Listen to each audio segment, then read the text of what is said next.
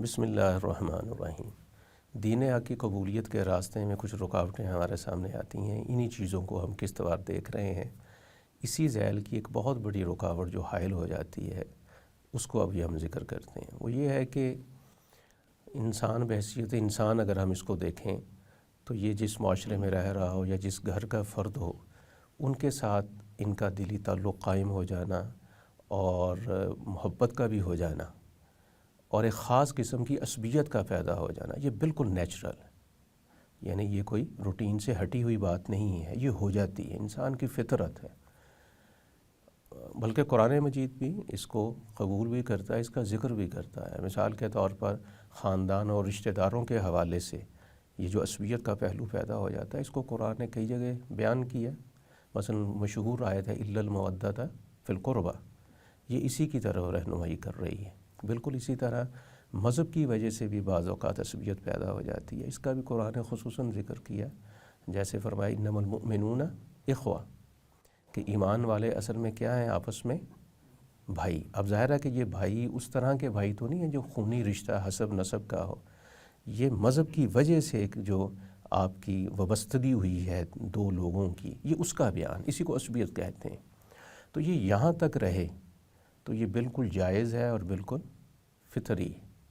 لیکن بعض اوقات جیسے انسان دیگر معاملات میں تجاوز کرتا ہے، اس عصبیت کے معاملے میں بھی تجاوز کر جاتا ہے، اور یہ عصبیت ہم دیکھتے ہیں کہ آہستہ آہستہ تعصب میں تبدیل ہو جاتی ہے۔ یہ جو تعصب ہے یہ اصل میں اپنی حقیقت میں ہے کیا؟ کہ آپ اپنی عصبیت کے ساتھ اس طرح سے جڑ جائیں کہ آپ کے ہاں صحیح اور غلط کی تمیز ختم ہو جائے، بلکہ آپ کا نقطہ نظر صرف یہ ہو کہ میں جن سے جڑا ہوا ہوں یہ اصل ہے، یہی حق ہے، اور ان کے خلاف جو بھی کھڑا ہے وہ باہر صورت غلط جگہ کھڑا ہے۔ یہ اصل میں تعصب ہے، بالکل ایک سادہ لفظوں میں۔ اور یہ آپ سمجھ سکتے ہیں کسی جگہ بھی پیدا ہو جائے، یہ بڑی بھیانک قسم کی ایک بیماری ہے جو آدمی کی یہ جو سوچنے سمجھنے کی صلاحیت ہوتی ہے یا حق کا ساتھ دینے کی اور باطل کے خلاف جانے کی، یہ اس کو سلب کر لیتی۔ اس کی بہت سی مثالیں نزول قرآن کے وقت میں بھی آپ کو نظر آتی ہیں، قرآن نے جس کا بیان بھی کیا۔ مثال کے طور پر ایک جگہ ذکر کیا ہے نا، فرمایا کہ ان سے جب یہ کہا جاتا ہے کہ بھئی اس بات کی اتباع کرو جو اللہ نے اتاری، اتبعوا ما انزل اللہ، تو جواب میں یہ کیا کہتے ہیں؟ بل نتبع ما الفینا علیہ آباءنا، نہیں بھی ہم تو اس کو مانیں گے جس پر ہم نے اپنے آباء و اجداد کو پایا۔ اب یہ کیا ہے؟ یہ عصبیت نہیں ہے، بلکہ اس سے آگے بڑھ کر تعصب میں بدل گئی، چنانچہ خدا کے ہاں یہ جرم قرار پائی۔ یہ مشرکین عرب کے متعلق آیت ہے جو میں نے آپ کے سامنے پڑھی۔ اہل کتاب کا معاملہ بھی یہی تھا، وہ کہتے تھے لن يدخل الجنت الا من کان ھودا او نصارا، مطلب یہودی یہ کہتے جنت میں صرف ہم جائیں گے، اور نصارہ کیا کہتے؟ صرف ہم جائیں گے۔ اچھا، یہ اوورآل پورے عرب کے معاشرے کا بھی یہی رجحان تھا۔ یعنی ان کے ہاں فیصلے کس بنیاد پہ کیے جاتے تھے؟ کیا روٹین میں حق اور باطل کی بنیاد پہ فیصلے ہو رہے ہوتے تھے؟ نہیں، یہ میری طرف کے لوگ کہہ رہے ہیں چنانچہ یہ ٹھیک ہے، یہ چونکہ بارڈر کے اس طرف کے لوگ کہہ رہے ہیں اس لیے یہ لازماً غلط ہی ہے، اس بنیاد پہ سارے فیصلے ہو رہے ہوتے۔ ایک مشہور شعر ہے نا ان کا، لا یسألون اخاہم حین ینضبہم فی النائبات علی ما قال برہانا، کہ جب ان کو آواز دیتے ہیں ان کے بھائی بند، ان کے قبیلے برادری اور خاندان کے لوگ، آؤ چلیں لڑنے کے لیے، تو وہ یہ پوچھے بغیر ان کے پیچھے چل پڑتے ہیں کہ تم ٹھیک ہو، صحیح کہہ رہے ہو، کوئی آرگومنٹ ہے تمہارے پاس، حق پہ کھڑے ہو یا باطل پہ، یہ اس بحث میں وہ نہیں پڑھتے۔ تو یہ کیا ہے؟ ساری کی ساری چیزیں یہ اصل میں تعصب ہے۔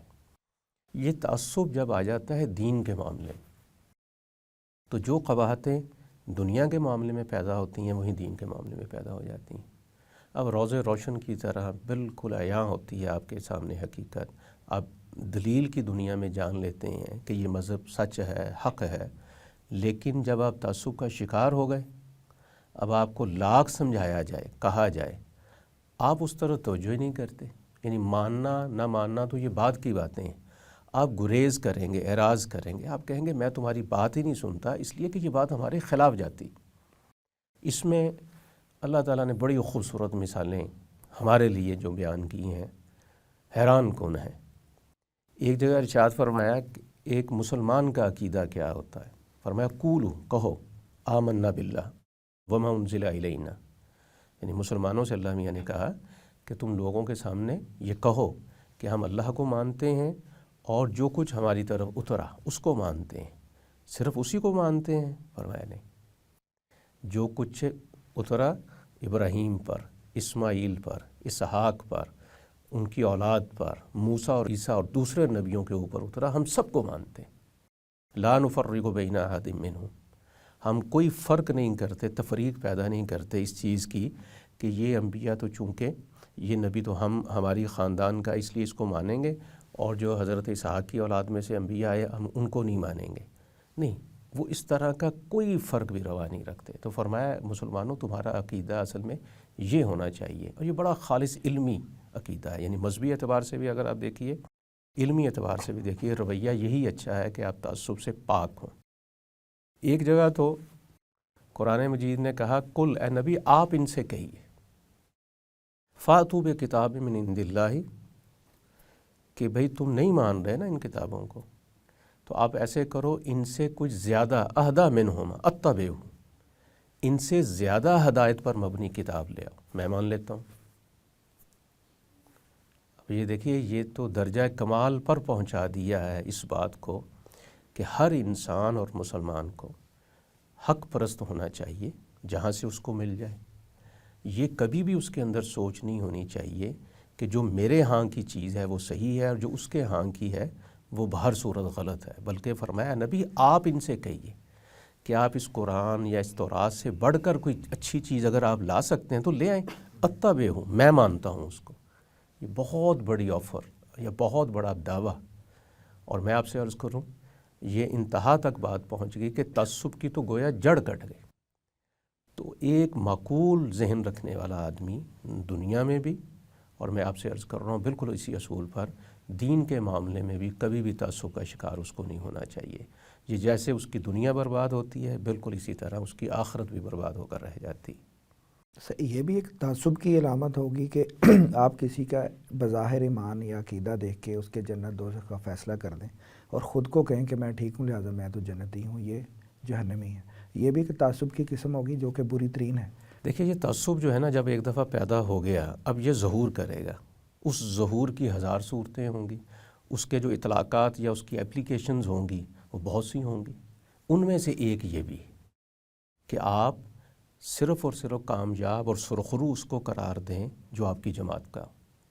تو اصل بیماری جب پیدا، جیسے دیکھیے نا، بیماری کی کوئی قسم بھی لے لیں، جب آپ کے ہاں ایک دفعہ پیدا ہو گئی، اب اس کے جو اثرات ہیں نا، جیسے آپ کے جسم پہ پڑتے ہیں، آپ کے خیالات پہ پڑتے ہیں، آپ کے سرکمسٹینسز پہ اس کے اثرات ہوتے ہیں، ایسے ہی یہ معاملہ ہے۔ تعصب کا بیج پڑ گیا ہے نا اگر اب، اور وہ مضبوط ہوتے ہوتے تناور درخت بھی بن گیا، اب کوئی شے اس سے بچے گی نہیں، اور ایک ایک کر کے سب اس کی لپیٹ میں آ جائیں گے، یہاں تک کہ اب یہ جنت دوزخ کے فیصلے بھی آپ اسی تناظر میں کر رہے ہوں گے۔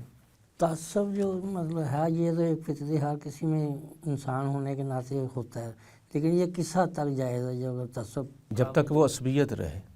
میں نے آپ کو خود حوالہ جات دی ہے نا، یعنی انسانی عقل بھی اس کو تسلیم کرتی ہے۔ اب مثال کے طور پہ ہمارے پنجاب کے تناظر میں اگر بات کی جائے تو یہاں کچھ برادری سسٹم ہے، تو میں آپ سے عرض کروں کہ اگر آپ ایک تنظیم بنا لیں، یہ میں ایک سچی بات آپ کو سنا رہا ہوں جو میرے تجربے میں آئی۔ اب انہوں نے ایک تنظیم بنائی اور وہ ڈاکٹرز کی تنظیم تھی، لیکن وہ تھی ایک خاص ذات کے حوالے سے۔ تو میں نے ان سے پوچھا کہ کیا اس کا فائدہ ہے آپ کو تنظیم بنانے کا؟ انہوں نے کہا کہ جب میں اس کا ممبر بن جاؤں گا نا، تو اگر خدا نہ کرے مجھے ہاسپٹل میں جانا پڑ گیا یا کوئی اور، تو یہ مجھے پریفر کریں گے۔ اب غور کریں، وہ تو اس کو بہت اچھا سمجھ رہا ہے نا۔ اچھا، اب برادری، خاندان، یہ تو اللہ نے سورہ حجرات میں کہا نا، میں نے تو بنائے لیکن تعارف کے لیے، لیکن یہ بڑھ گیا اس سے معاملہ۔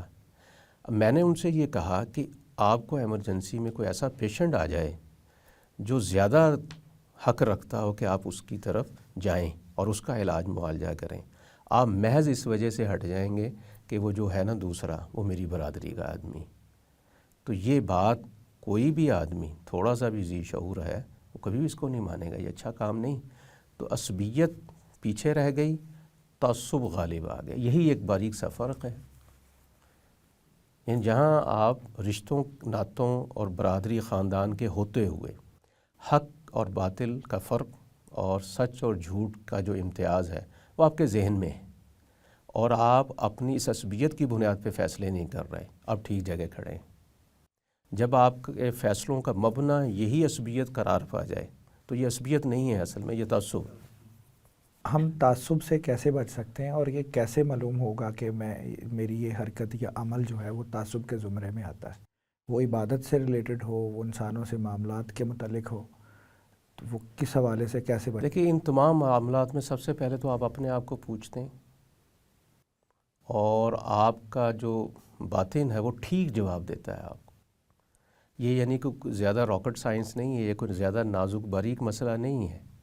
جب آپ فیصلوں کی بنیاد اس عصبیت کو قرار دیتے ہیں، آپ فوراً جان سکتے ہیں کہ یہ میں غلط۔ اچھا، اس غلط کو جاننے کے لیے کوئی ارسطو اور افلاطون کی عقل چاہیے؟ نہیں، ہر شخص سمجھتا ہے۔ دیکھیے نا، ہم کوئی جھگڑا وگڑا ہو جائے اور ہو بالکل ان پڑھ اجڑ گوار لوگوں کے مابین، ان میں سے بعض لوگ فوراً ٹوک کے آپ ان کو کہہ دیتے ہیں دوسروں کو، بھئی تم غلط کر رہے ہو، یہ بات ایسے نہیں ایسے ہے، تم تو بھئی سائیڈ لے رہے ہو۔ یہ کیا بات کہہ رہا ہوتا ہے؟ گویا کہ اس کے ہر شخص کے اندر یہ سینس ہوتی ہے کہ وہ فرق کر سکے۔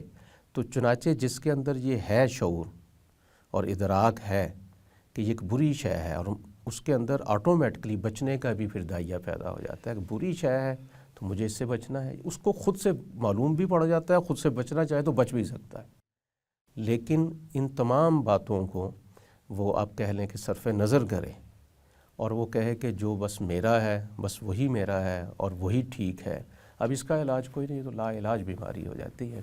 تو خلاصہ ساری بات کا ہم اگر کرنا چاہیں تو وہ کیا ہے، وہ یہ ہے کہ تعصب ایک بیماری ہے، اس کو کبھی بھی راہ حق کے آڑے نہیں آنا چاہیے، اللہ کی پناہ مانگنی چاہیے، اس سے بچنے کا اہتمام کرنا چاہیے، اور وہ موقع نہیں پیدا ہونا چاہیے کہ ہم اس کے اندر ملوث ہو کے رہ جائیں۔ وما علینا الا البلاغ المبین۔